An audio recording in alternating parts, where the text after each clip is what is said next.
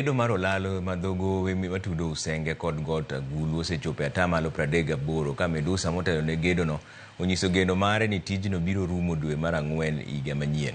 Kaka Steve Biko leronwa, jopiny alwora ma Imbo onyiso mor margi kaluwore kod gedono mane osingnegi kod jatend piny Kenya William Ruto.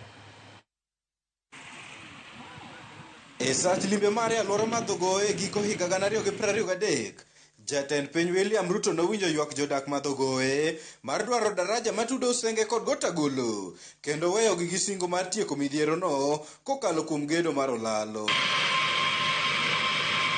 Dweche 20 bang'e, gedo dhi nyime kendo ma e chal mar dhogowe. Kuna kazi kidogo inaendelea hapo. Hii inaitwa drilling rig, ile inachimba zile foundations za hiyo bridge, na from there now the upper structure of the bridge will come up. So far the progress is at around 38%. Watu wa kutoka kule majimbo wamekuwa na faida sana kwa hii bridge. Miaka zenye zimepita hapo kumekuwa na maafa katika hii bridge. Maji inapita juu, lakini sasa hii bridge ikiwa sawa, watu watakuwa sawa. Kalu record Medusa motelo ne gedono, Arnold Lumbasio, Olalo no biro chako tich ayanga dwe mar Ang'wen higa manyien. Kanyaka sani, gedo mare osechopo atamalo 38.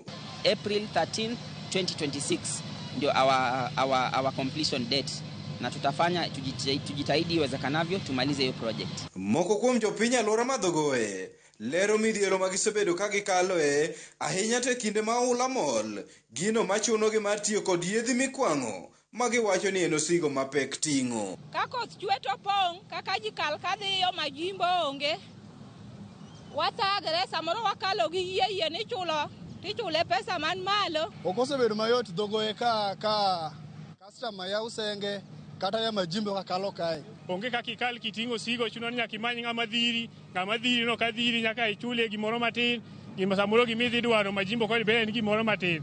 Koro washukuru Ruto dhi miyowa tich mayot kwa Usenge gosieko, tudruok dhi bedo maber. Ewi mano, ne ginyiso mor mar kalore kod gedono ma koro chuo nyaka thuolo mar tije ahinya to ne rowere. Ma dhogoe ni osemiyo jo rowere wetena gi youths wetena yudo tich mopogore opogore kaka drivers, casuals, tije mang'eny. Koro omiyo jomoko source of income, oduoko chien. Agoero kamano ni jatelo president marwa William Ruto kuom gima otimonwa, olosonwa dhogoe ang'en mbele, wabiro winjo maber kendo wabiro yudo kaka wakalo kwadhiyo majimbo. Tieko gedo mar Olalo ni biro kelo fuong'ruok ne jodak ma Imbo kendo bero ohala e kind jo Usenge kod loka ma got Agulu.